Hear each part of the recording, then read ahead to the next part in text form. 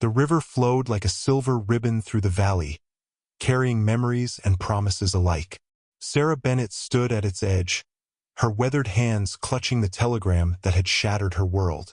20 miles upstream, Dakota, an Apache warrior with eyes that had seen too much sorrow, carefully shaped cedarwood into what would become his salvation. Their paths should never have crossed.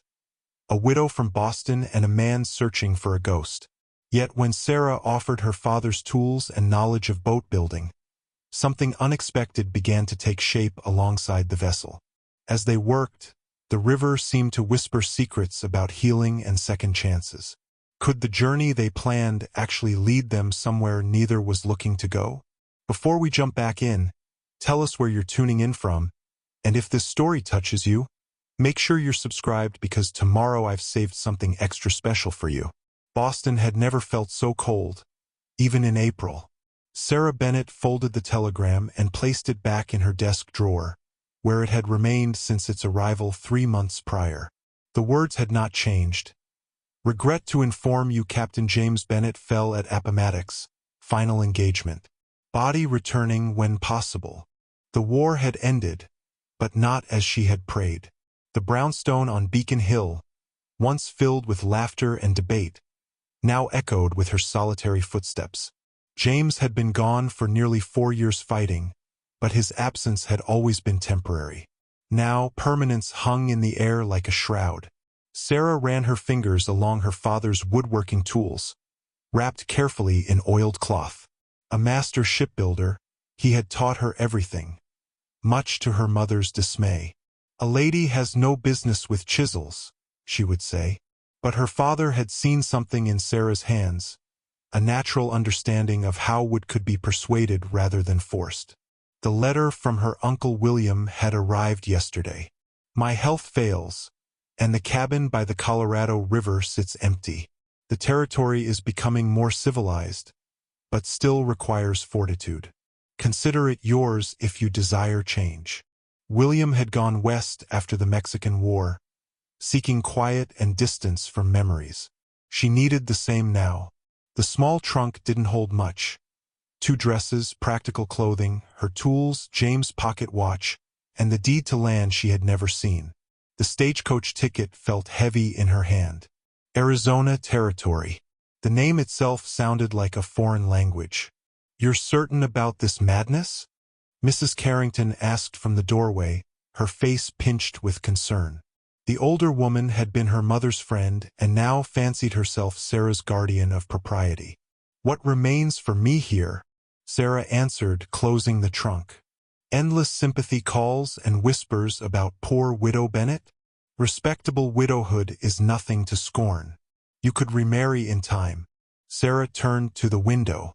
Beyond the cobblestone streets and proper brick buildings lay something else, something unnamed that called to her. I need air that doesn't carry memories in every breeze. The journey west measured itself in jarring discomfort. First the train to St. Louis, then another to reach the territorial edge, and finally the stagecoach that seemed determined to rattle her bones to dust. The landscape transformed from the familiar ordered fields of the east to something wild and vast. Colors she had never seen painted the desert and mountains. Vermilions, ochres, and purples that seemed impossible against the relentless blue sky. River Bend hardly deserved the name town. A cluster of buildings, determined in their defiance of the wilderness around them, huddled near where the stagecoach trail met the Colorado River. When Sarah stepped down, the dry heat wrapped around her like a wool blanket. You'd be the captain's widow, announced the storekeeper, a man with sun-hardened skin and assessing eyes. William's place is 3 miles upriver. Not much to look at, but solid enough. Is there transport available? She asked, her voice steady despite her exhaustion. A laugh rippled through the small crowd that had gathered. Benson can take you in his wagon for a suitable fee. Not many ladies come this way, especially not alone. The cabin revealed itself at sunset, simple, weathered, but standing straight against the elements. Inside, dust had settled on sparse furnishings. A table, chair, bed frame, and shelves lined with provisions. Her uncle's presence lingered in a pipe left on the windowsill, a book of poetry dog-eared on the table. That night, Sarah sat on the porch steps, listening to the rush of the river below and the unfamiliar calls of night creatures. The vast star field above held no comfort, only indifferent witness to her smallness in this expansive land. She clutched her father's tools closer. In Boston, she had been Captain Bennett's widow. Here she was no one yet. The thought carried both terror and strange liberation as she watched the silver ribbon of river catching moonlight, flowing to places she could not see. Dakota moved through the riverside forest with the silence his name promised. In the language of his people, Dakota meant friend to everyone, though few outside his tribe would use such a word for him now. The morning light filtered through cottonwood leaves as he examined each cedar, touching the bark, listening to what the tree might tell him. This one. The cedar spoke without words, its straight grain promising true passage on water. He placed tobacco at its base as an offering, then unsheathed his knife. The blade had been his father's, the handle worn smooth by generations of hands.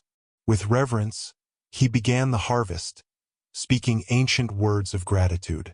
2 summers had passed since the raid that tore his world apart. The Bluecoats had come at dawn, surprising the small band camped near the sacred meeting place. Nara had been visiting from her father's tribe, the 2 of them planning to announce their union when she returned. The memory of her obsidian eyes still haunted him, the fear in them as she called for him to run, to survive, even as she was dragged away.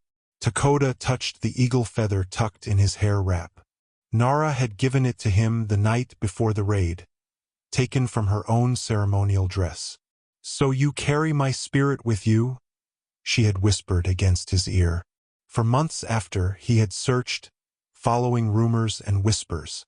Some said the soldiers had taken young women to the fort. Others spoke of captives sent east.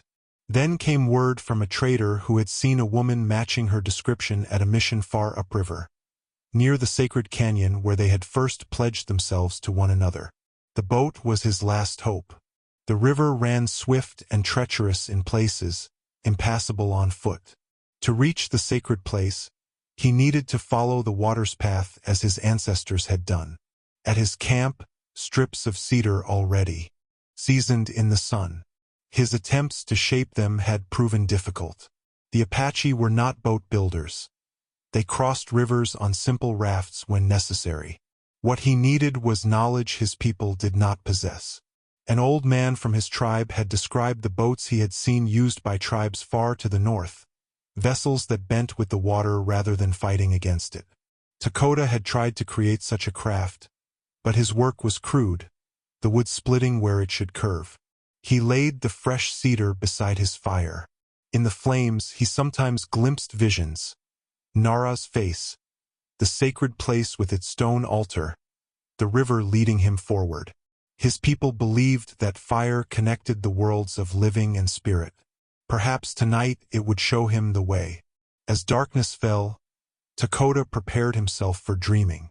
He took out the small medicine pouch, carefully unwrapping the sacred items within. A pinch of tobacco, a small stone from the riverbed where he had first met Nara, a fragment of pottery from his grandmother's broken water vessel.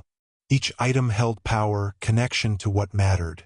The stars emerged above the canyon walls, ancient light reaching through time.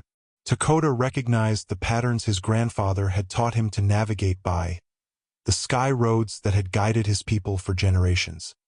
He would need these 2 to find his way back to her. Sleep came reluctantly, carrying dreams of water and wood. In the dream vision, his hands shaped a vessel unlike any he had attempted, guided by unseen knowledge. When he woke before dawn, the memory lingered, but the details slipped away like mist on the river. Dakota moved to the water's edge, watching the current's steady purpose. The river knew where it was going. It never questioned its path. He must become like the river. A movement on the opposite bank caught his attention. A figure in a dress, pale against the dark rocks. A white woman watching the water as he did. Their eyes met briefly across the distance before she turned away, disappearing into the brush. Dakota returned to his work. The white settler's presence grew each season like an unwelcome weed. This woman meant nothing to his quest. The boat, the river, Nara, these were all that mattered. His heart could hold nothing else. Sarah's morning ritual had quickly formed during her first week at the cabin. Rise with the sun, kindle the fire, brew coffee, then walk the riverside while the day was still cool. The river drew her with its constant movement and changing voice. Unlike Boston's crowded streets, here she could breathe, could let grief surface without witnesses. She followed a deer trail that meandered downstream, sketchbook tucked under her arm. Drawing the landscape gave purpose to her walks, capturing the play of light on water, the textures of desert plants so unlike the manicured gardens of home.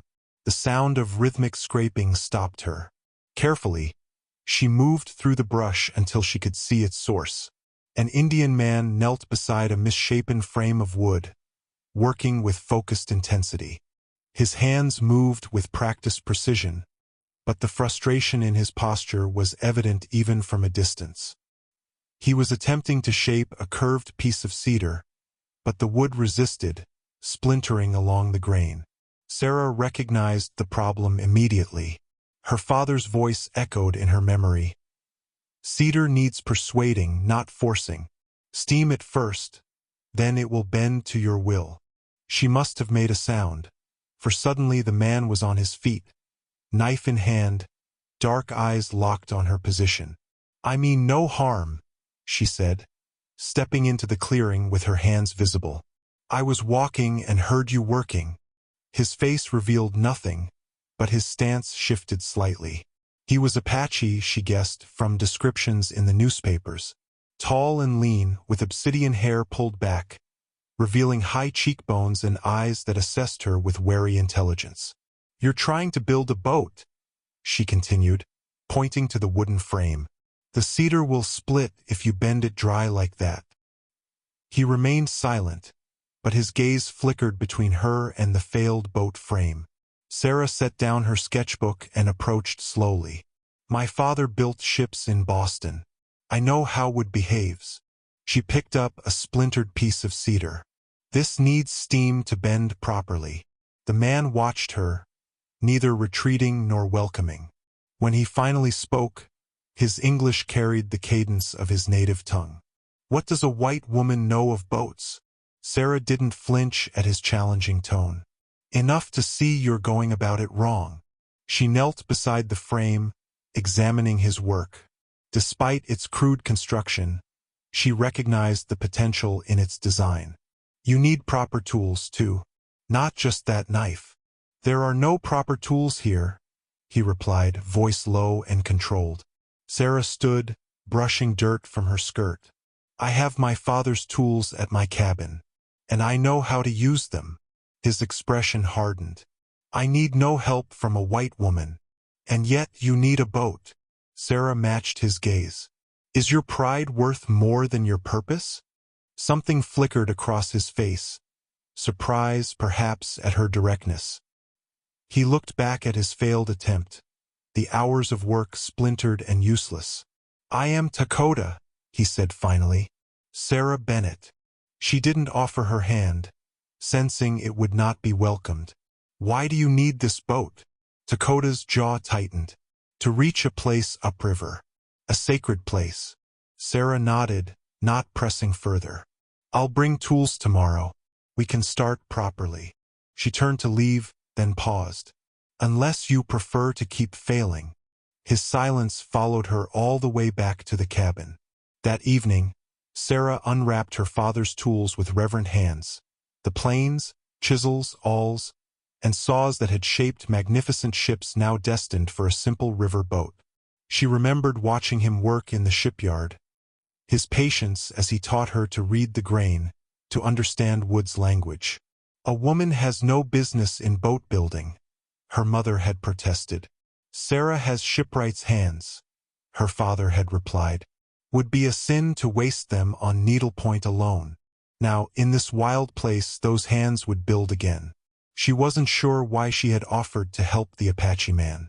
Perhaps it was the familiar determination she recognized in his efforts, or simply the need to be useful again, to create rather than merely survive.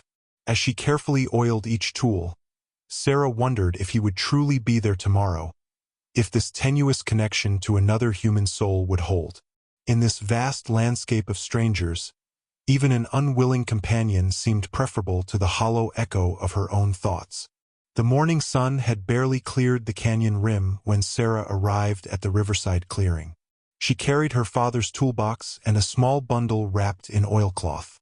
To her surprise, Dakota was already there, having cleared away the failed boat frame and prepared a new work area. He acknowledged her with a slight nod, eyes tracking the wooden box in her arms. "I wasn't certain you'd come," she admitted, setting down her burden.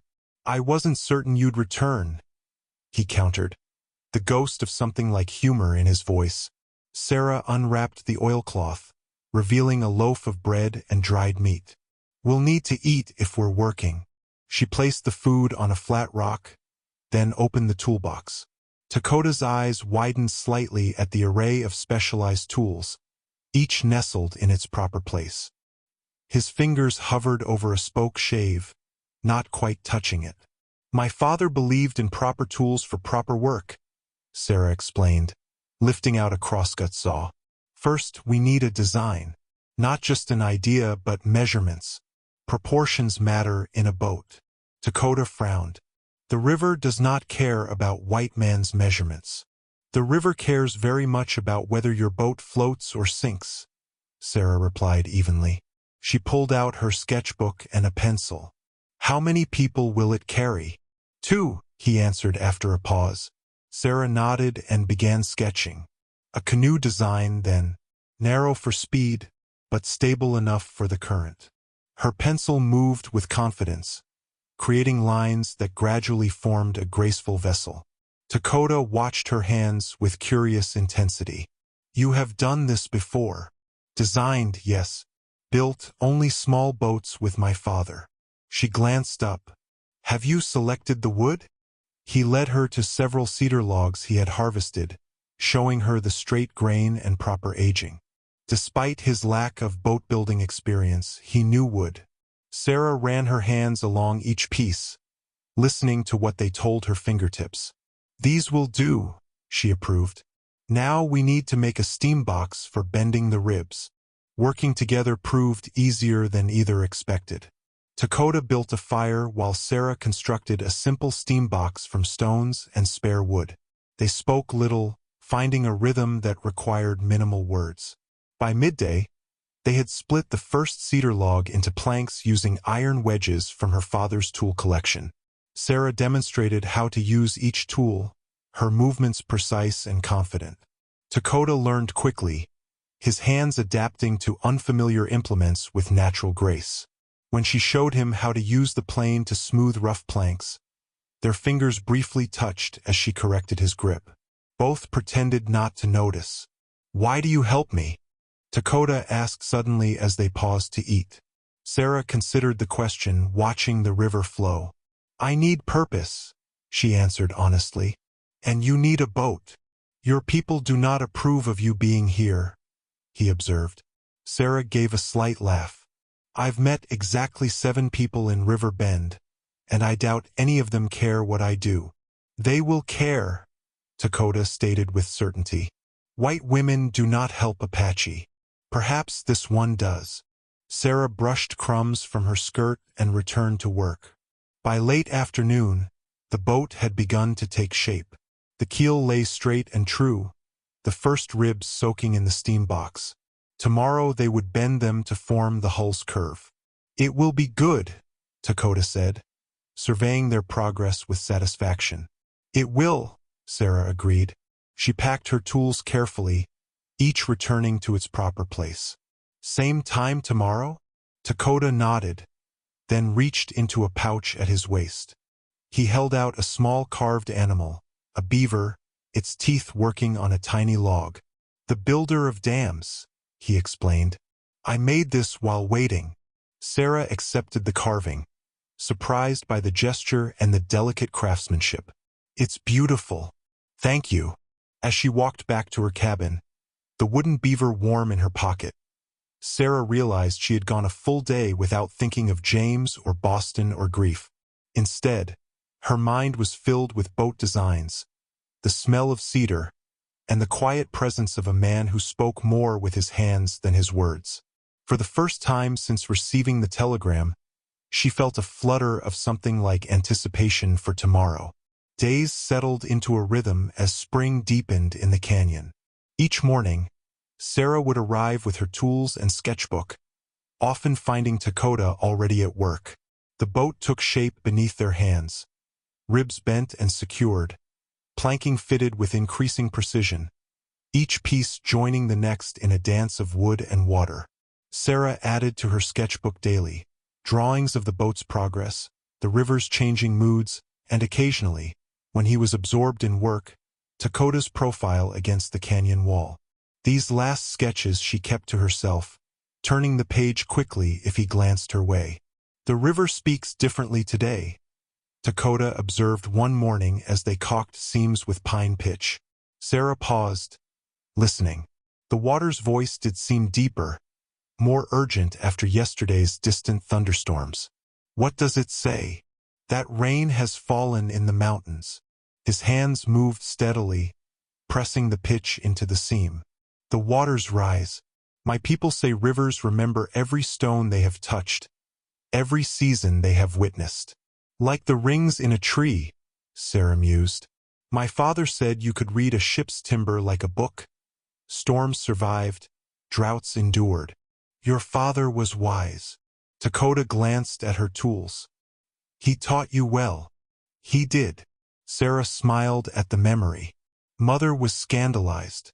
She wanted a daughter who excelled at embroidery, not one who could shape a bow stem. "Among my people, women build our homes," Dakota said. "Men hunt and fight, but women create the space for life." They worked in comfortable silence until midday, when they shared a meal of cornbread Sarah had baked and dried berries Dakota contributed. These shared meals had become a time for stories, snippets of lives gradually revealed. "Did you have children?" Dakota asked suddenly. "With your husband?" The question caught Sarah off guard. "No," she answered, looking toward the river. "James and I were married 4 years before the war called him away. We tried, but—" She trailed off, the old disappointment rising. "The war ended that hope." Dakota nodded, understanding in his silence. "And you?" Sarah ventured. "Do you have family?" A shadow crossed his face. "My parents walk in the spirit world. My brothers died fighting the bluecoats." He touched the eagle feather in his hair. "There was to be a wife." The unspoken story hung between them. Sarah didn't press, but later, as they worked side by side, Dakota spoke again. "Her name is Nara, daughter of a chief from a neighboring band." His voice remained steady, though his hands stilled on the wood. "2 summers ago, soldiers came. Many died. Others were taken. Nara among them." "I'm sorry," Sarah said softly. "I search for her still. There are rumors she may be at a mission near the sacred canyon." He gestured upriver. "That is why I build this boat. The land path is impossible. Too steep, too far." Sarah felt a twinge of something. Not quite jealousy, but awareness that his purpose had a name, a face, a future she wasn't part of. "Then we must make it strong and swift," she said, returning to her work. That evening, instead of returning to her cabin, Sarah suggested they continue working by firelight to make up for time lost to a midday rain shower. Dakota built a small fire, and they bent to their tasks in its golden glow. "Can you teach me words in your language?" Sarah asked as she carefully shaped a wooden peg. Surprise flickered across his face. "Why would you want this?" "To understand more than just the wood," she replied honestly. Dakota considered, then pointed to the river. "Two," then to the boat.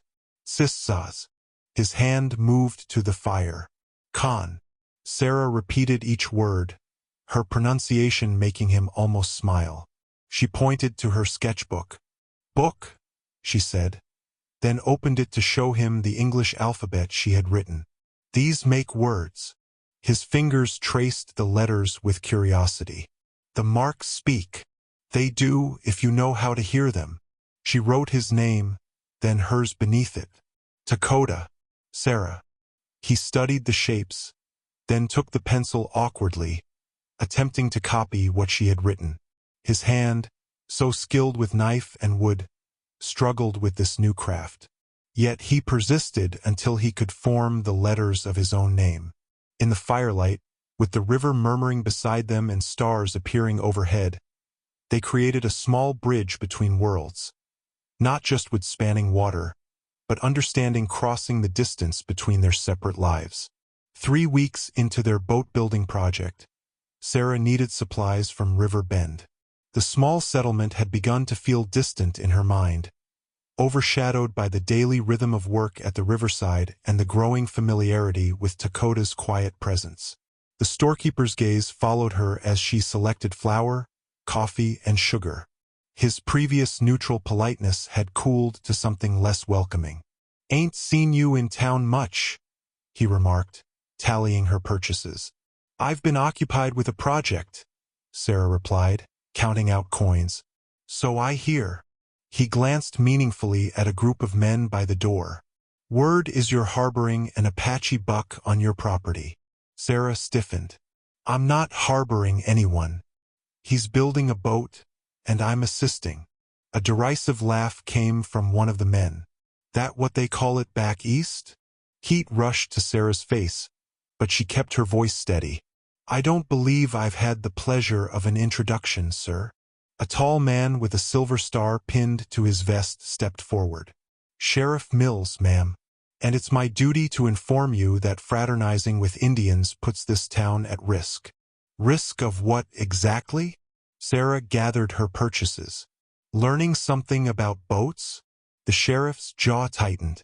"The Apache have killed settlers not 20 miles from here. Every brave we allow to roam free is a threat to decent folk."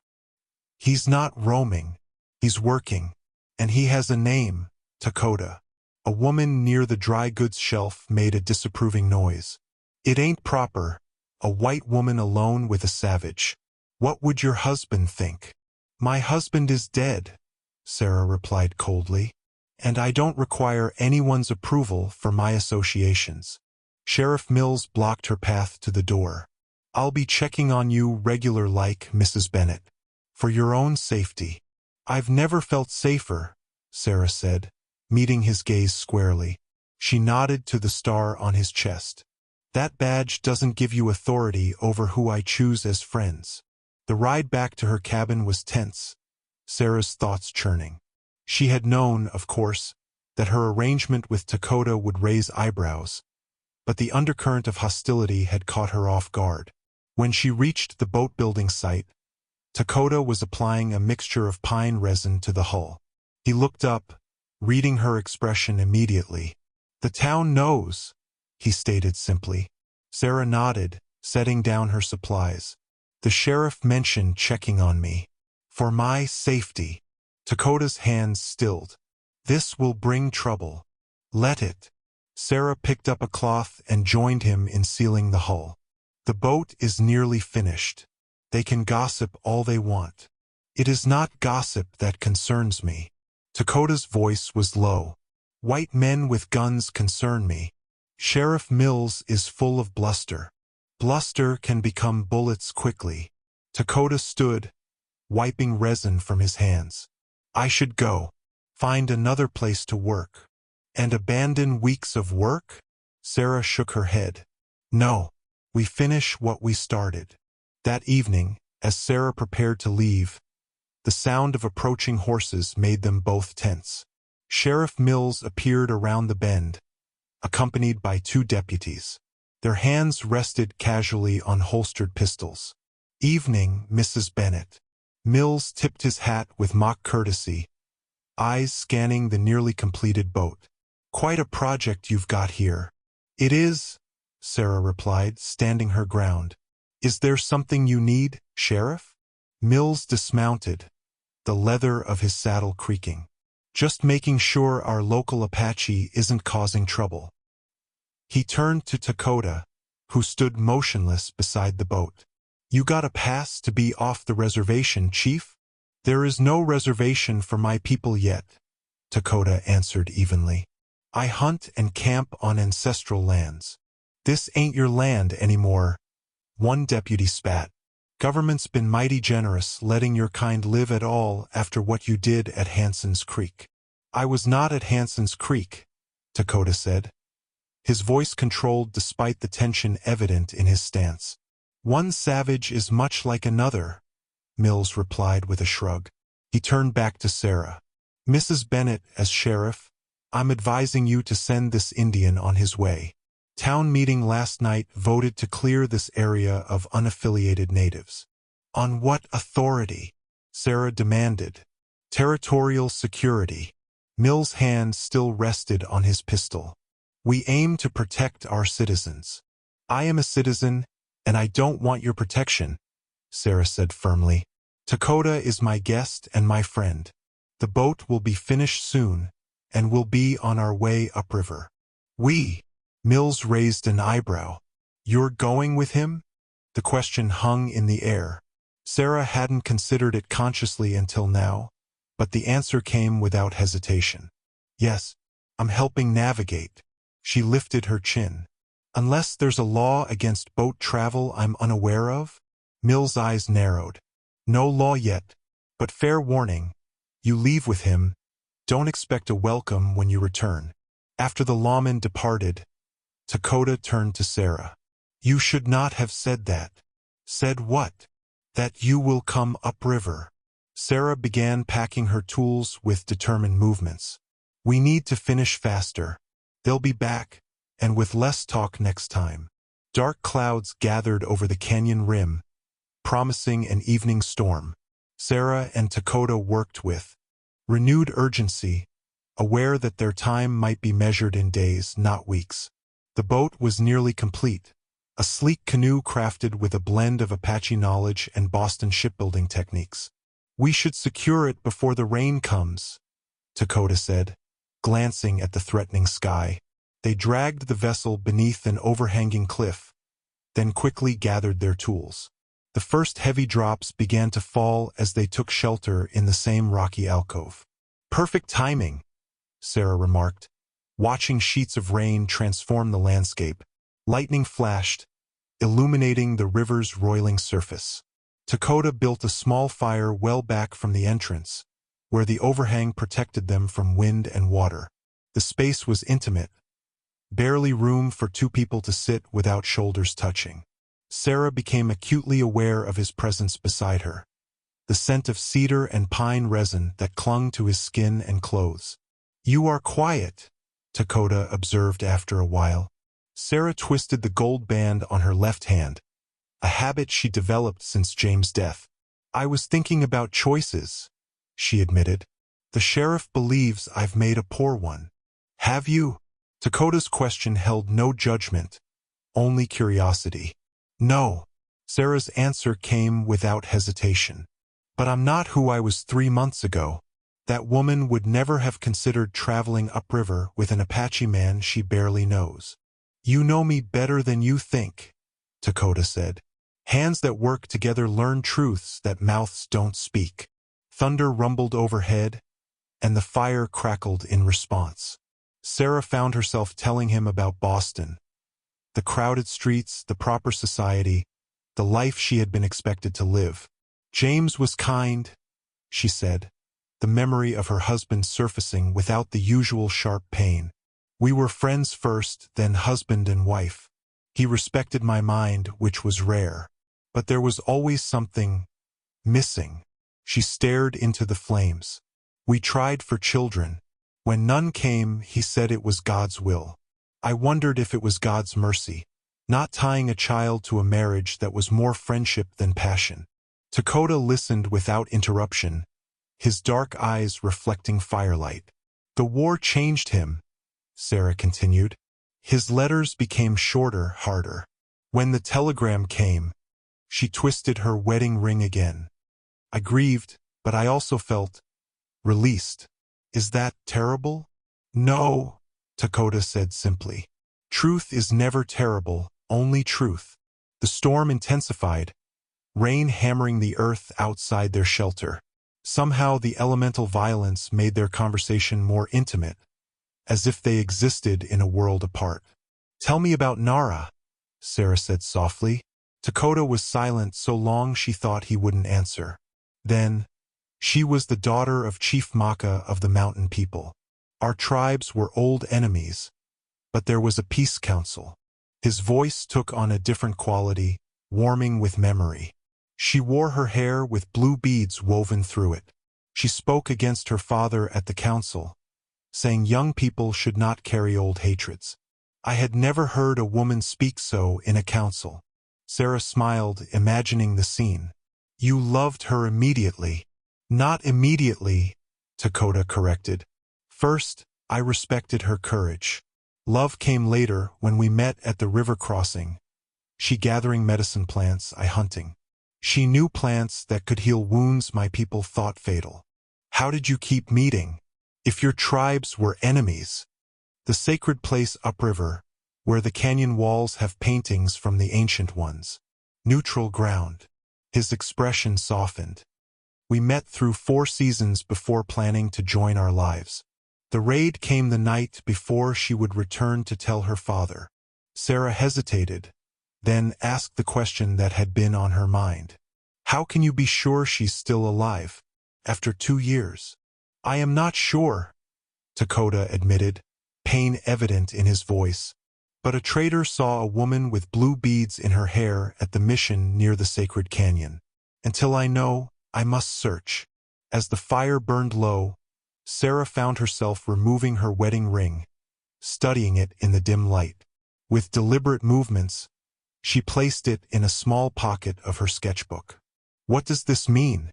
Dakota asked, watching her. That I'm finally answering the river's call, she said. Not looking backward anymore.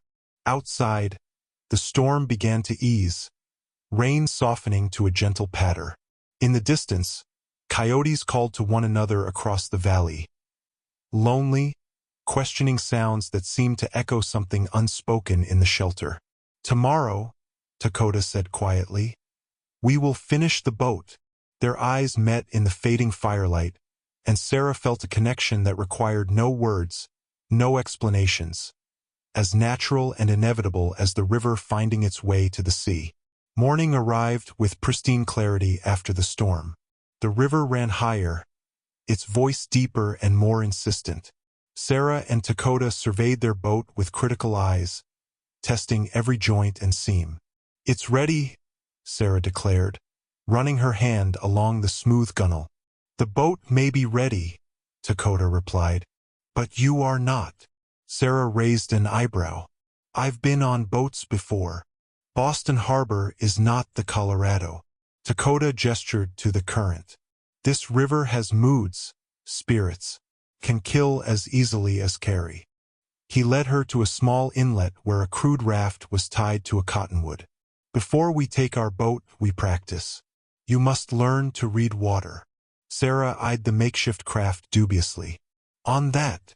If we fail on this, we lose nothing, Dakota said practically. If we fail on our boat. Point taken. They pushed the raft into the gentle backwater. Dakota handed Sarah a rough paddle and demonstrated the proper grip and stroke. His hands adjusted her position without hesitation, their earlier reserve giving way to the practicalities of survival. Water speaks, Dakota explained as they navigated the inlet. Smooth surface hides rocks. Ripples tell of shallows. V-shape pointing downstream shows safe passage. Sarah concentrated on his instructions, memorizing the signs he pointed out. When they ventured into the main current, the raft bucked beneath them like a living thing. Sarah's heart raced, but her hands remained steady on the paddle. Look ahead, Dakota called over the water's voice. Always look ahead. The river has already decided what it will do. Your eyes must be faster than the current. They practiced for hours, Dakota gradually guiding them into more challenging waters. Sarah capsized twice, emerging sputtering but determined. By midday, she could identify most of the river's subtle language, the difference between dangerous hydraulics and harmless ripples, the significance of color changes in the water. As they rested on the shore, Dakota untied a small pouch from his belt. "This is medicine," he explained, opening it carefully. Inside were various small objects, a stone with a natural hole through its center, a hawk's feather, a piece of what looked like dried root. "For illness?" Sarah asked. "For life," Dakota corrected. "Each thing has power, purpose."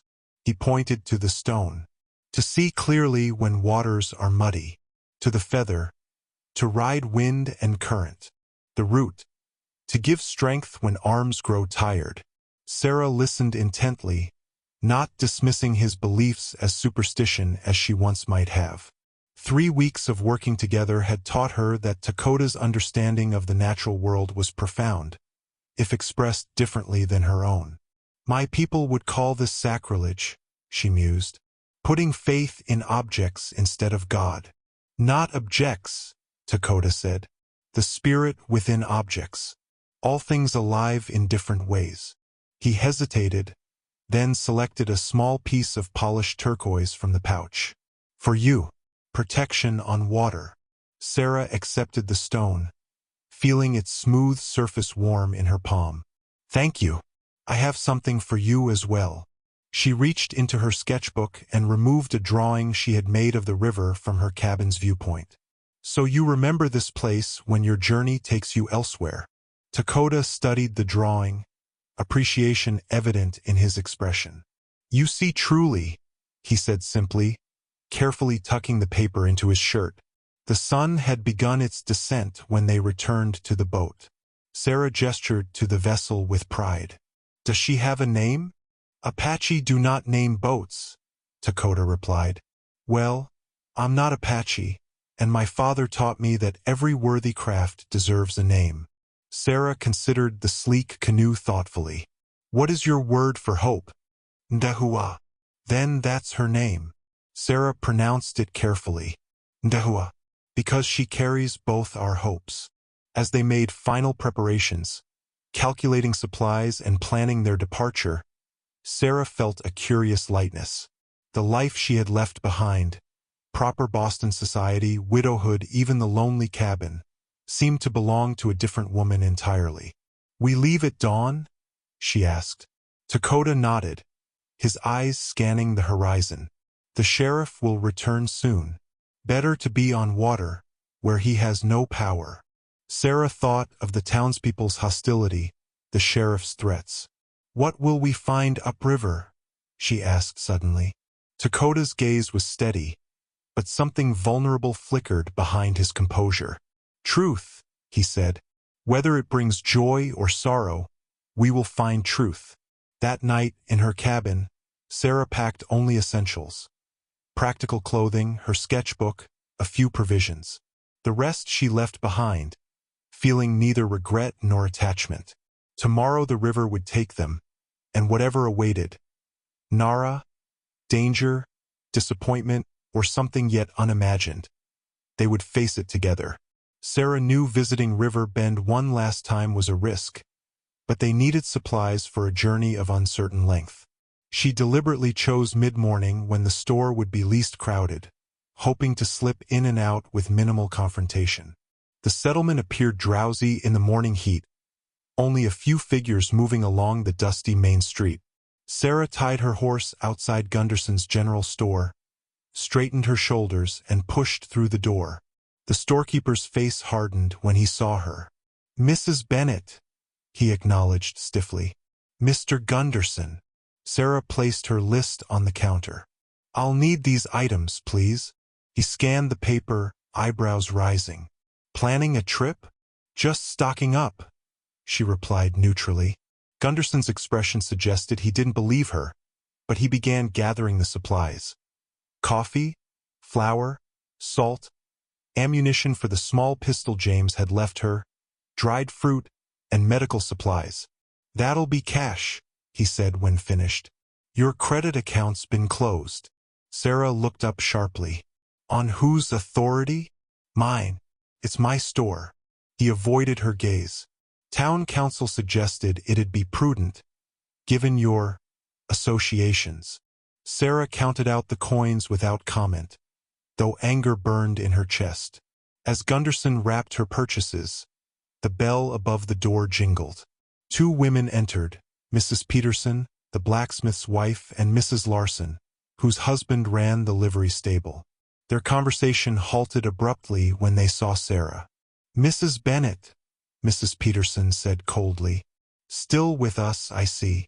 Sarah nodded politely. Good morning, ladies. Is it true?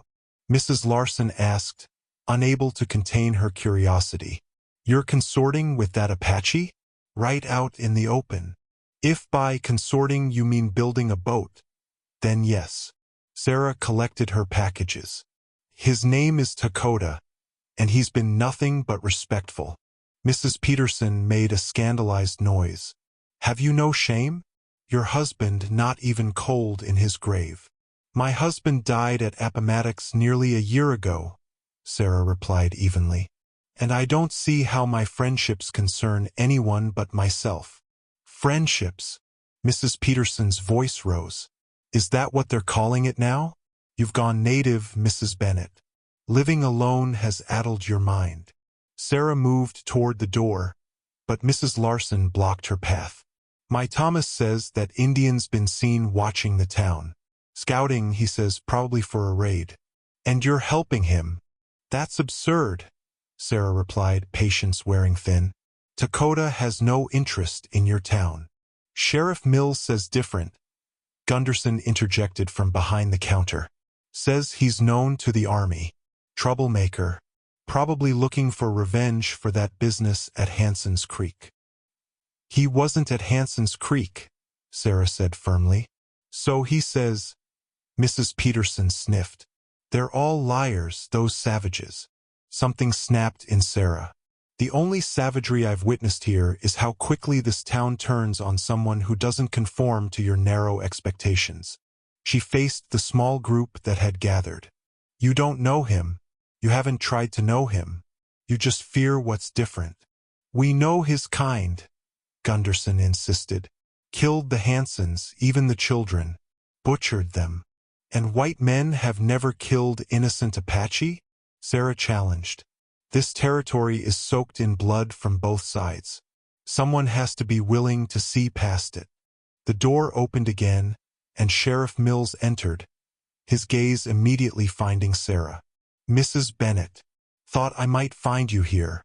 His hand rested casually on his holstered pistol. Been meaning to pay you another visit. I was just leaving, Sarah replied, attempting to move past him. Mills didn't budge. Heard you're planning a river trip with your Apache friend. News travels fast in a small town. Too fast for your Indian to outrun, Mills said, voice hardening. Got a telegram yesterday. Army's looking for an Apache matching his description. Something about stolen property and assaulting a soldier. Sarah's heart sank, but she kept her expression neutral. That could describe half the Apache men in the territory. Maybe, Mills conceded. Twisted like a living thing. Sarah focused entirely on keeping her paddle in the water, maintaining their course through the churning chaos. Suddenly they shot free, gliding into a calm pool beyond the rapids. Exhilaration coursed through Sarah's veins. She laughed aloud, the sound startling against the canyon walls. We did it. Dakota's rare smile flashed back at her. You are learning the river's ways. They made camp that evening on a sandy beach beneath towering cliffs. While Dakota fished, Sarah created a detailed map in her sketchbook, noting landmarks and water conditions. They had brought no official maps. None existed for this stretch of river, so they were creating their own as they traveled. Tomorrow the canyon narrows, Dakota said as they shared a meal of river trout and cornbread. The waters will be faster, more dangerous. Sarah studied the darkening sky, where the first stars had begun to appear. How much farther to the sacred place? For days, perhaps 5. Dakota's expression grew distant. If the river allows our passage. That night, Sarah woke to strange sounds echoing down the canyon. Not animal calls, but something more rhythmic, almost human. She sat up, finding Dakota already alert, listening intently. "What is it?" she whispered. "Drums," he replied, voice low. "From upriver." "Apache drums?" He shook his head slightly. "Not my people. Perhaps Yavapai or Hualapai. Are they friendly to you?" "Some bands trade with Apache. Others do not." His expression revealed nothing. "We must be cautious tomorrow." Sarah couldn't return to sleep after that. She sat by the dying embers of their fire, watching the river flow black and silver in the moonlight. The drums eventually faded, but their echo remained in her mind. A reminder that they traveled through lands with their own stories, their own conflicts. Just before dawn, Sarah dreamed of James. He stood on the opposite bank in his Union blue uniform, watching her with sad eyes. She called to him, but no sound emerged. When she reached out, he shook his head and began walking away, disappearing into the mist that hugged the water. She woke with tears on her cheeks but a curious lightness in her heart, as if the dream had granted a final farewell, a permission to move forward. The third day tested them severely. The canyon narrowed as Dakota had predicted, the river funneling into a series of powerful rapids. Twice they were forced to portage, carrying the boat over treacherous rocks while the water roared its frustration at being cheated of its prey. During one such portage, Sarah slipped on wet stone, twisting her ankle. She bit back a cry of pain, determined not to slow their progress. But Dakota noticed her limping when they resumed their journey. "We stop early," he announced when they reached a suitable camping spot in mid-afternoon. "I'm fine," Sarah protested.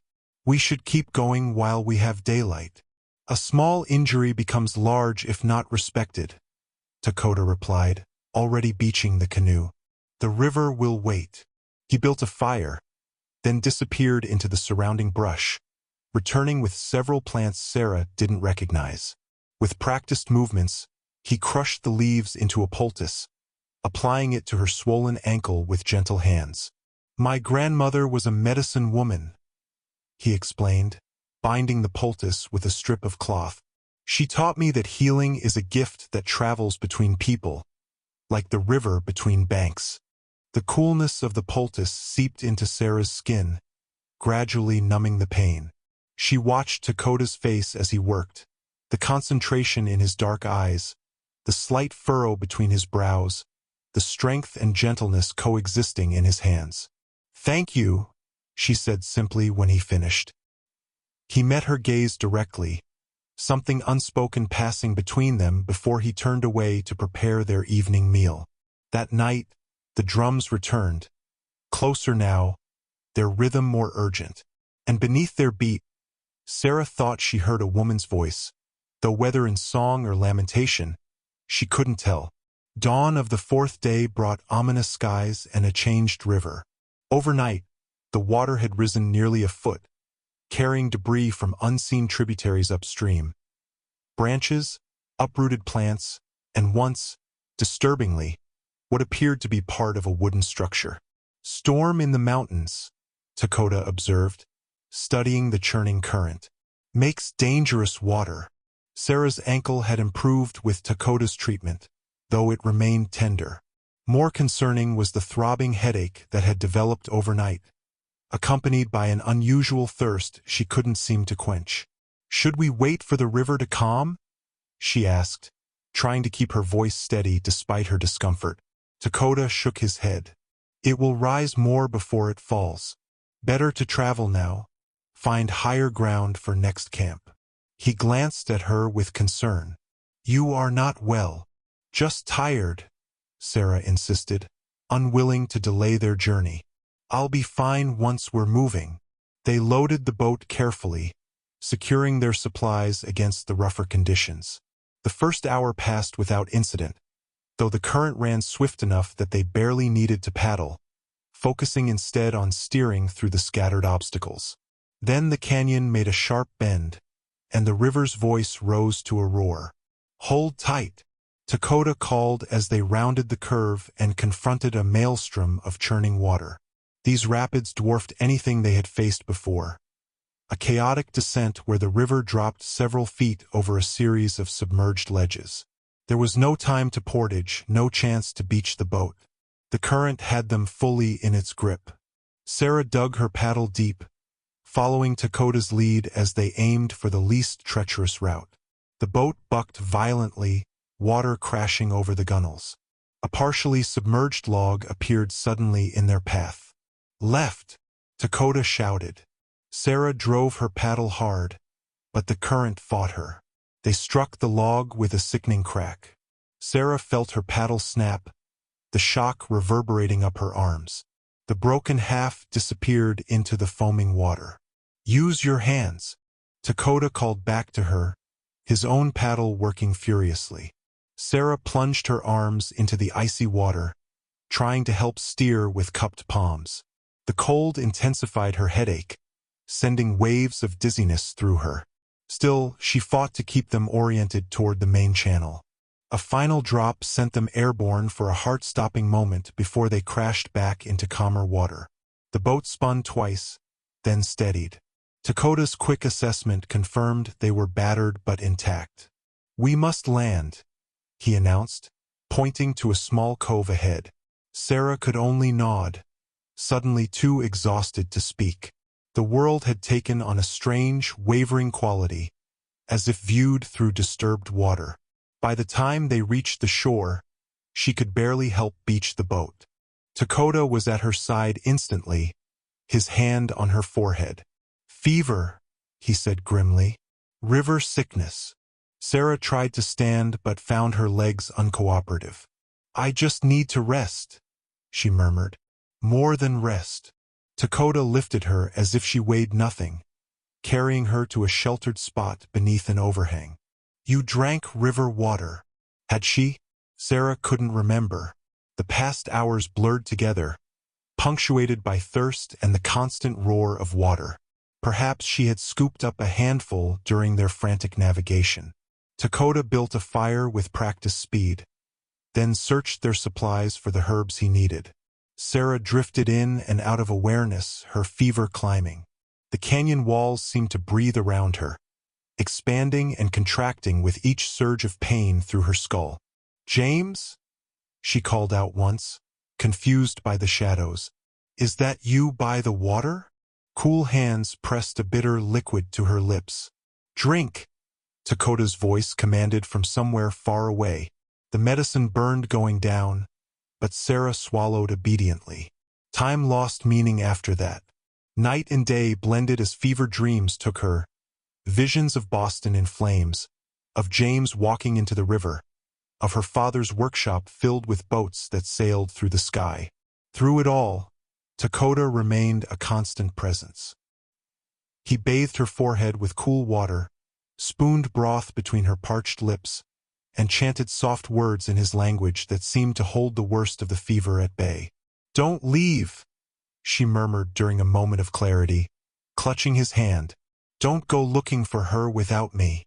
"I am here," he assured her, his voice gentle but weary.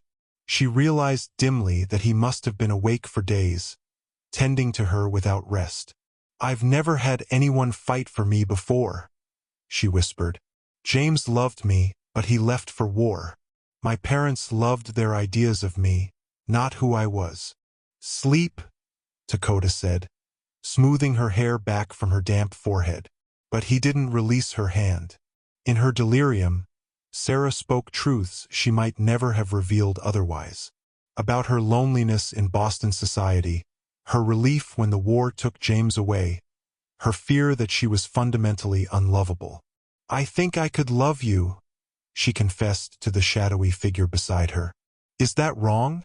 When you search for another?"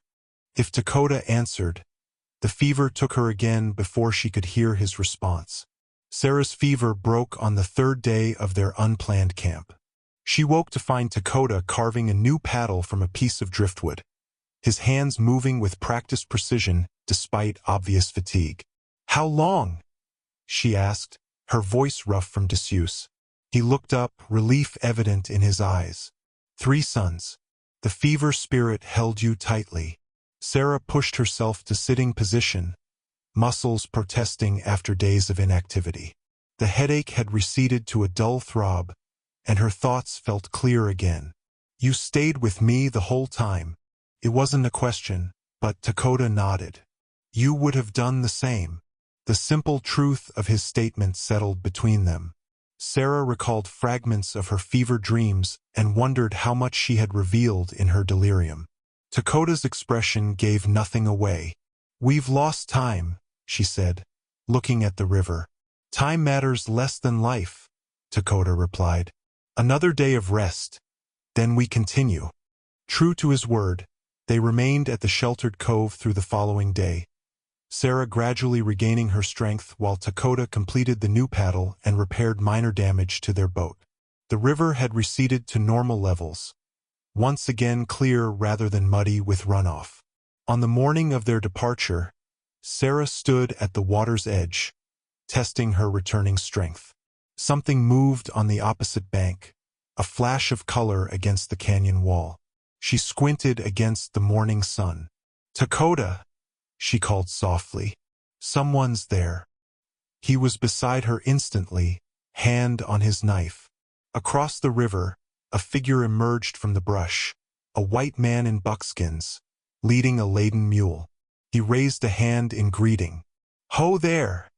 the stranger called. "You folks planning to cross?" Dakota and Sarah exchanged glances. The man appeared alone and made no threatening moves, but caution had become their watchword. "We're heading upriver," Sarah called back. "Are you traveling alone?" "Alone as a coyote," the man confirmed. "Name's Hiram Baudet.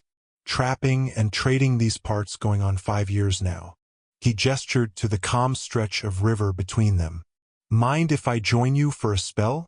Been weeks since I had company that answers back." After a brief consultation, they agreed to allow the trapper to cross.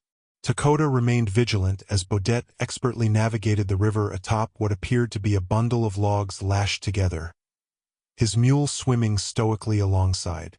Up close, Baudet proved to be a grizzled man of indeterminate age, his weathered face nearly lost in a tangled gray beard. His eyes, however, were sharp and assessing as he took in Sarah, Dakota, and their boat. "Fine craft you got there," he remarked, securing his makeshift raft. "Don't often see white ladies and Apache traveling together in these parts. Or anywhere, come to think of it." "We have shared purpose," Dakota said simply, his posture still guarded. Baudet raised his hands in a placating gesture. "No judgment from me, friend. I left civilization's notions behind long ago." He turned to his mule, removing a coffee pot from its pack. "Got coffee if you're of a mind. Real coffee. Not that chicory mess they sell downriver." The offered hospitality seemed genuine, and soon they sat around a small fire, the rich aroma of coffee mingling with the ever-present scent of river and stone. Baudet proved to be a natural storyteller, sharing tales of his travels through the territories with colorful detail and minimal embellishment. "Where you folks headed?" he asked eventually, refilling their cups. "The mission near Canyon of the Ancients," Sarah replied, watching Dakota for any objection to sharing their destination. He gave a slight nod. Baudet's bushy eyebrows rose.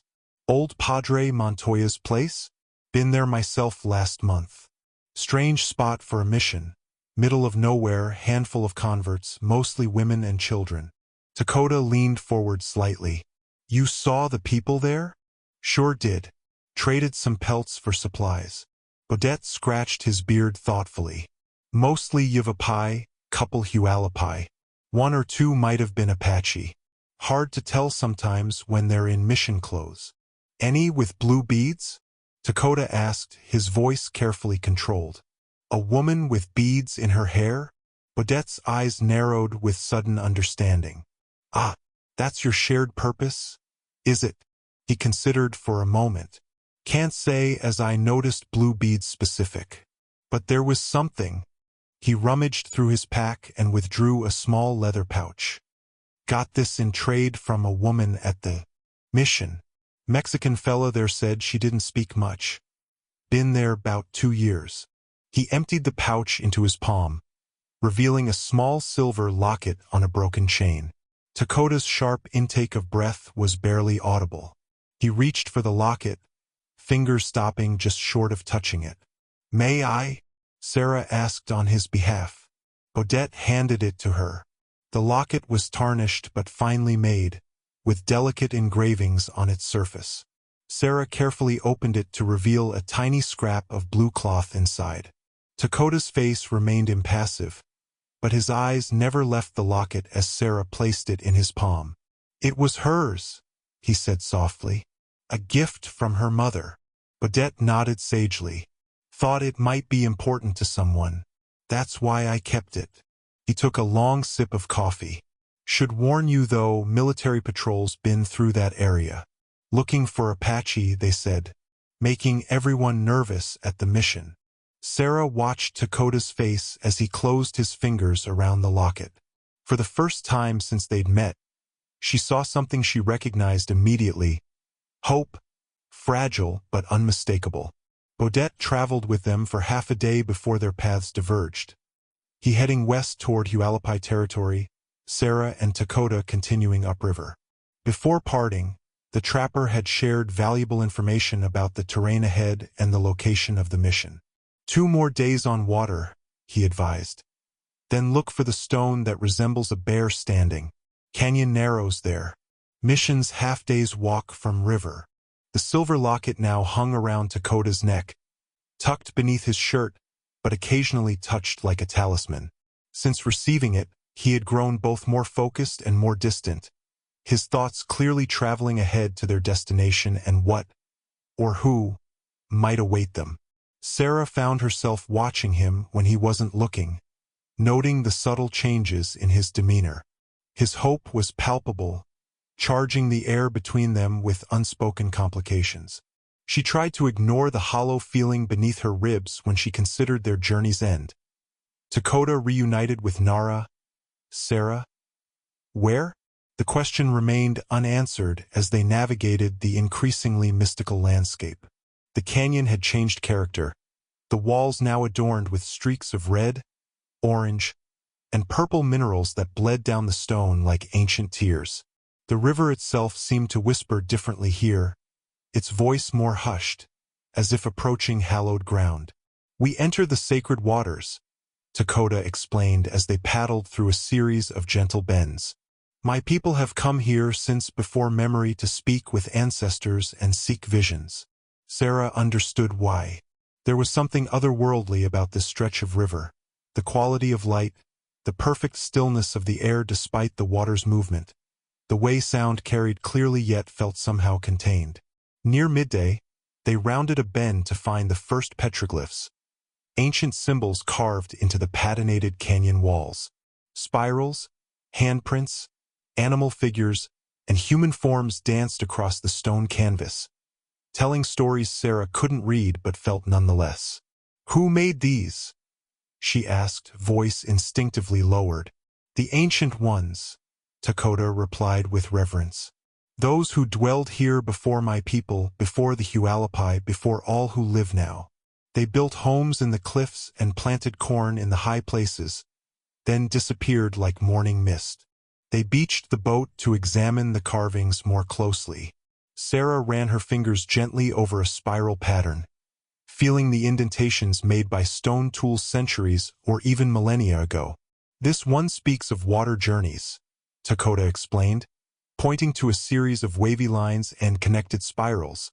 The path of souls between worlds. He indicated another image, stick figures in a boat-like shape. Travelers on the sacred river. Like us, Sarah murmured. Dakota nodded, his expression solemn. The ancient ones left these as guides for those who would come after. They say, You are not the first to seek, nor will you be the last. As they continued upriver, the petroglyphs became more numerous, culminating in a massive panel spanning nearly 50 feet of canyon wall. Here, the images told a complex narrative: hunters, dancers, star patterns, and what appeared to be a great flood. The creation story, Dakota said, his paddle pausing momentarily as they drifted past. When first man and first woman survived the great waters and began the world anew. Sarah studied the ancient artwork, struck by its similarity to Noah's Ark in her own tradition. Every people has a flood story, she observed, as if we all remember the same ancient truth, just differently. Dakota glanced at her with something like approval. Different paths, same mountain, he agreed. Late afternoon brought them to a section where the canyon narrowed dramatically, the river threading through a passage barely wider than their boat. The walls rose sheer on either side, blocking the sun and plunging them into cool shadow. The water ran deep and black here, moving with deceptive smoothness. This is the Guardian's Passage, Dakota explained, his voice echoing slightly between the close walls. We must offer something of value to pass safely. He removed a small leather pouch from around his neck, not the one containing the locket, and sprinkled what looked like cornmeal and tobacco onto the water's surface. His lips moved in what Sarah recognized as prayer, though she couldn't understand the words. After a moment's hesitation, Sarah reached for her sketchbook, tore out a drawing of the river as seen from her cabin, and gently set it on the water. The current took their offerings, drawing them beneath the dark surface. As if in response, a shaft of sunlight suddenly penetrated the narrow gap overhead, illuminating the passage before them. The effect was breathtaking. The black water transformed into liquid gold, the stone walls glowing with hidden warmth. The Guardian accepts, Dakota said softly. They emerged from the narrow passage into a broad, peaceful stretch of river bounded by sandy beaches. Ahead, a massive stone formation rose from the canyon rim, unmistakably bear-shaped against the evening sky. The Bear Stone, Sarah recognized from Baudette's description. Dakota nodded, his gaze fixed on the landmark. Tomorrow we reach the sacred place. His hand went to the locket beneath his shirt. Tomorrow we find truth. As they made camp that night, Sarah noticed fresh marks on some of the nearby rocks. Not ancient petroglyphs, but recent scratches that might have been made by metal tools. And in the distance, as darkness fell, they heard it again. The rhythmic beating of drums, closer now, no longer mysterious but beckoning. Someone was waiting for them at the sacred canyon. Whether friend or foe remained to be seen. Dawn painted the canyon in shades of amber and rose as they pushed the IR boat into the current. Neither had slept well, anticipation and uncertainty keeping them restless through the night. The drums had continued intermittently until midnight, then fallen silent. How much farther? Sarah asked as they navigated around a fallen boulder. We will know when we arrive, Dakota replied cryptically. The place announces itself. The river narrowed again, forcing them to paddle with precision. Dakota led them through a series of small rapids with practiced ease, his focus absolute. Sarah matched his rhythm, trusting his guidance while remaining vigilant for obstacles. Mid-morning brought them to a fork in the river. The main channel continued straight, while a smaller, almost hidden tributary curved sharply to the right, disappearing between towering cliffs. Without hesitation, Dakota steered them into the smaller passage. The current slowed immediately, the water becoming still and reflective as a mirror. Sarah could see every pebble on the riverbed, every fish darting beneath their boat. The water spirits are strong here, Dakota explained, his voice hushed. They watch and remember. The narrow channel wound between increasingly vertical walls that seemed to lean inward, creating the impression of traveling through a stone throat. Then, abruptly, the passage opened into a hidden canyon, a perfect oval of space embraced by sheer cliffs on all sides. Sarah gasped at the sudden splendor. A small waterfall spilled from the canyon rim, feeding the crystal pool before them. Ancient dwellings were visible in the cliff face, stone structures built into natural caves high above the water. And at the far end, a crescent-shaped beach of white sand fronted a natural stone platform. "The sacred place," Sarah whispered, understanding immediately why it deserved such reverence. Dakota's face had transformed, years of hardship momentarily erased by wonder and memory. "This is where we pledged ourselves to one another," he said softly, "where Nara and I spoke vows that only the stones heard." Sarah felt a pang of something complicated, not quite jealousy, not quite sadness, as they glided toward the white beach. She had known all along the purpose of their journey, yet somehow the reality of Dakota's love for another woman struck her anew in this sacred space. They beached the boat carefully. Dakota immediately approached the stone platform, a natural altar formed by a fallen boulder. Sarah remained by the water's edge, giving him the space this moment deserved. The altar showed signs of recent use: a small bundle of herbs, feathers, and what appeared to be corn pollen arranged in a specific pattern. Dakota studied these offerings intently, then looked up at the cliff dwellings, searching for any sign of habitation. "Someone has been here," he confirmed. "Recently." He removed the locket from around his neck and placed it gently on the stone altar. Then he raised his arms and began to sing, a haunting melody that echoed off the canyon walls, filling the space with sound that seemed to come from everywhere at once. Sarah watched, transfixed, as Dakota performed what was clearly a ritual of summoning or greeting. The ancient place seemed to respond, the waterfall's rhythm somehow aligning with his song, the light shifting subtly around them. When he finished, silence descended, deeper than before, expectant.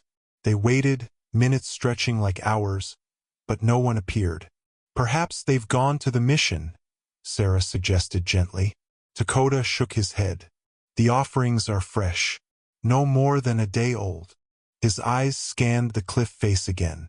"They are here, watching." As if in response to his words, a shadow moved along the canyon rim. Sarah pointed wordlessly. A figure stood silhouetted against the sky, too distant to identify clearly, but unmistakably human. "Nara!" Dakota called, his voice amplified by the canyon walls. The figure remained motionless for a long moment, then disappeared from view.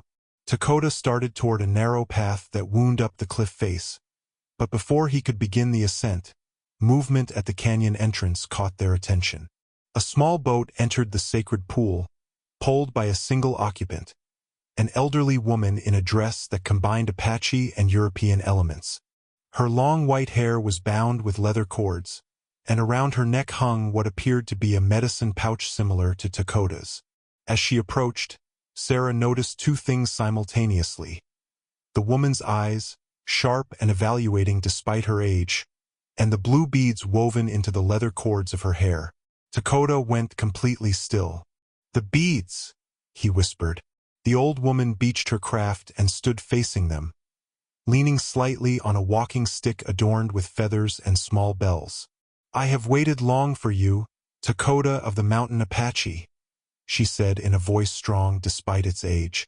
"I knew you would come when the river allowed." "Who are you?" Dakota asked, confusion evident in his tone. "How do you know my name?"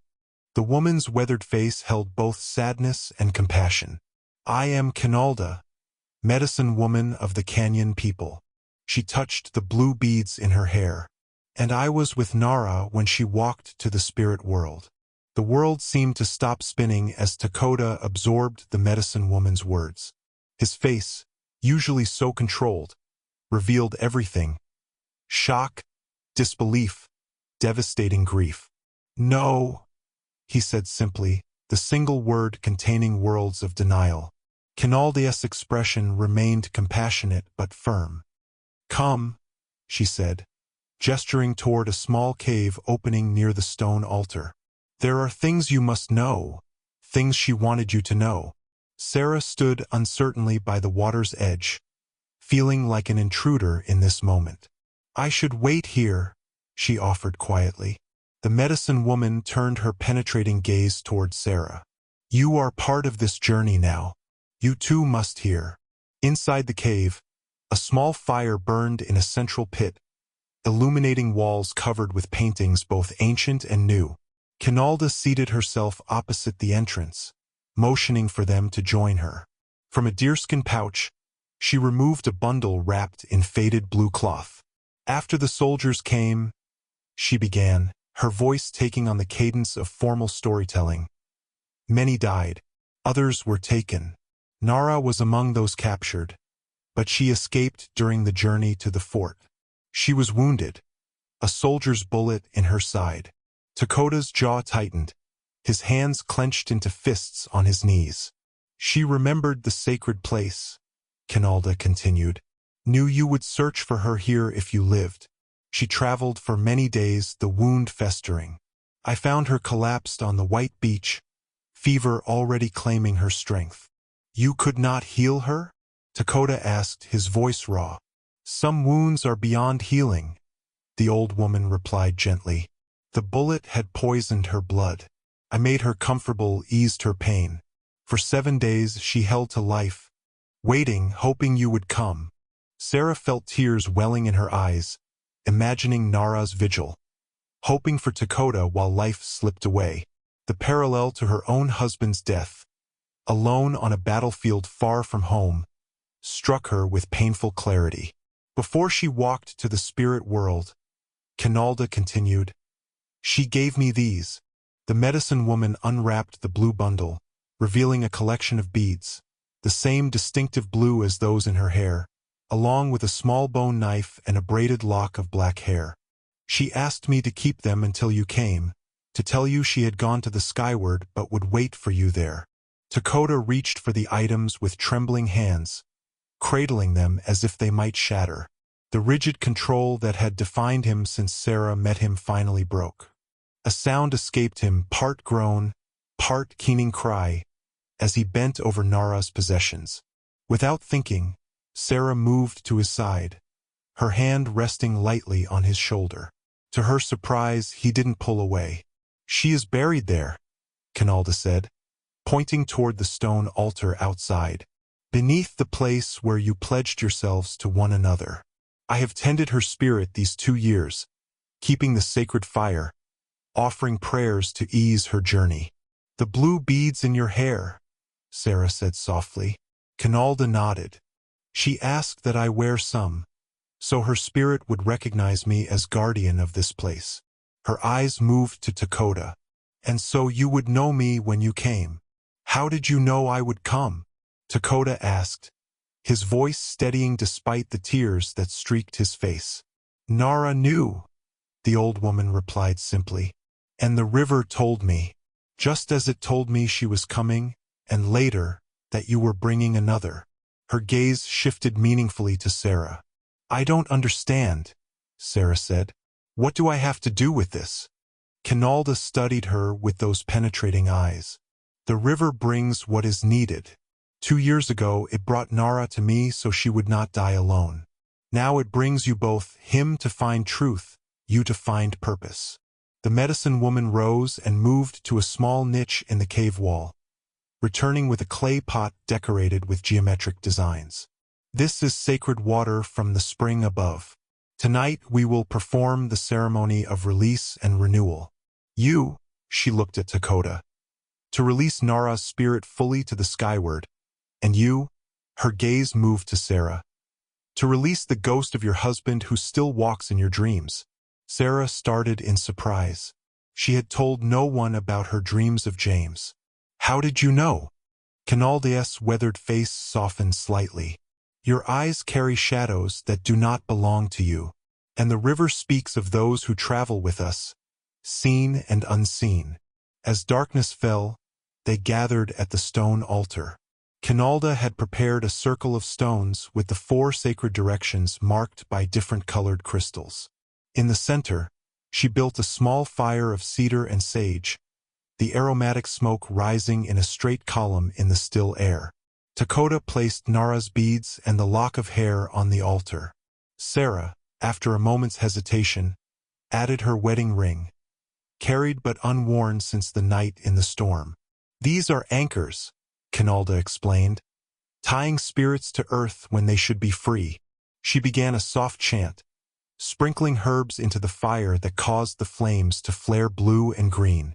As the ancient words washed over them, Sarah closed her eyes. To her astonishment, she saw James clearly, not as he had appeared in her dreams, lost and sorrowful, but smiling at peace. He nodded once, then turned and walked into light. Beside her, Dakota gasped softly. When Sarah looked at him, tears streamed freely down his face, but his expression was one of wonder rather than pain. "I saw her," he whispered, "whole, beautiful, free." Dawn came softly to the sacred canyon, mist rising from the water like spirits taking flight. Sarah woke feeling strangely weightless, as if something long carried had been gently lifted from her shoulders. She found Dakota already awake, sitting by Nara's burial place, his expression peaceful in a way she hadn't seen before. "Did you sleep?" she asked, joining him. "Yes," he replied, surprising her. "Without dreams, for the first time in 2 years." Kinalda emerged from her cave dwelling, carrying a small basket of berries and cornbread. As they shared the simple breakfast, the old woman studied them both with knowing eyes. "The ceremony has done its work," she observed. "The shadows have lifted." It was true, Sarah realized. The grief that had defined her identity for so long, widow, bereaved, abandoned, had transformed into something else. Not gone, but changed, like a stone polished by the river until its rough edges became smooth. "What will you do now?" Kinalda asked, directing the question to both of them. The future stretched before them, uncharted as the river beyond the canyon. Sarah looked to Dakota, uncertain what place she held in his plans now that his quest was complete. "I cannot return to my people," he said after a moment of reflection. "The reservation they create will be a prison, not a home. And River Bend has made it clear I'm not welcome back," Sarah added. Kinalda nodded as if they had confirmed something she already knew. "The world has no place for you, so you must make your own."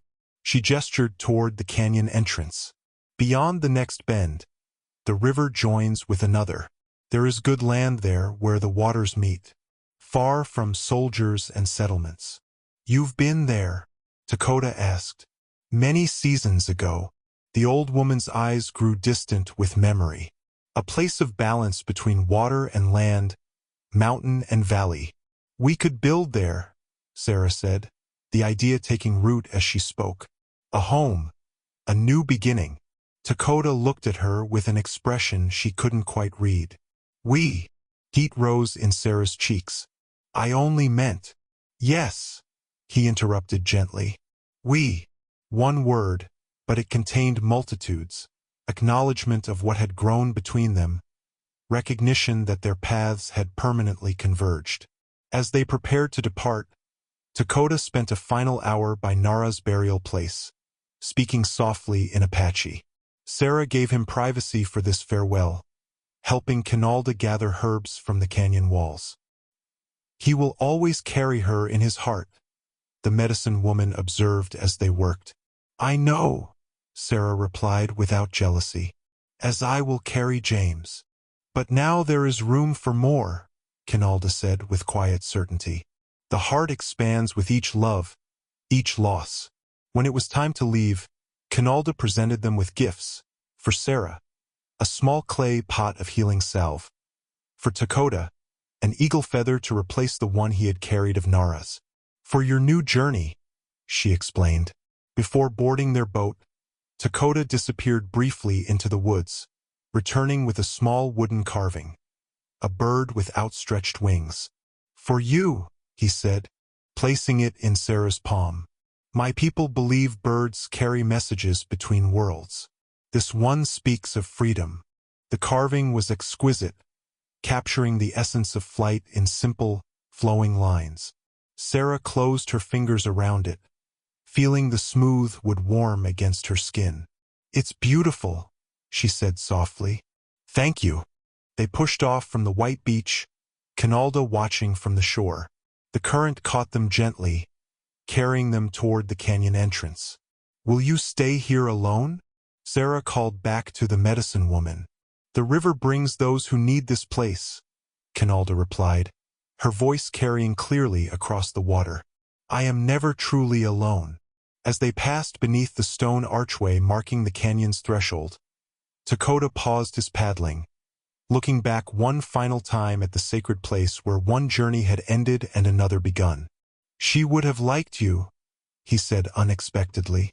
Sarah smiled, touched by the simple statement that somehow meant everything. "I wish I had known her." "In some ways you do," Dakota replied. "You share the same courage, the same willingness to leave the known path." They navigated the narrow passage in comfortable silence, emerging once more into the main river. True to Canalda's words, they soon came upon a confluence where a smaller river joined the Colorado. The valley opened here, revealing a sheltered meadow nestled between protective bluffs, with pine forest climbing the slopes behind. "There," Sarah said, pointing. "That's the place she spoke of." Dakota nodded, already steering their craft toward the inviting shore. "Ndahua has carried us well," he said, using the boat's name. "Now she delivers us home." As they beached the canoe on new shores, Sarah felt no uncertainty, no doubt. The path that had led her from Boston's brick streets to this wild place had been neither straight nor easy, but standing beside Dakota, she knew with bone-deep certainty that it had been true.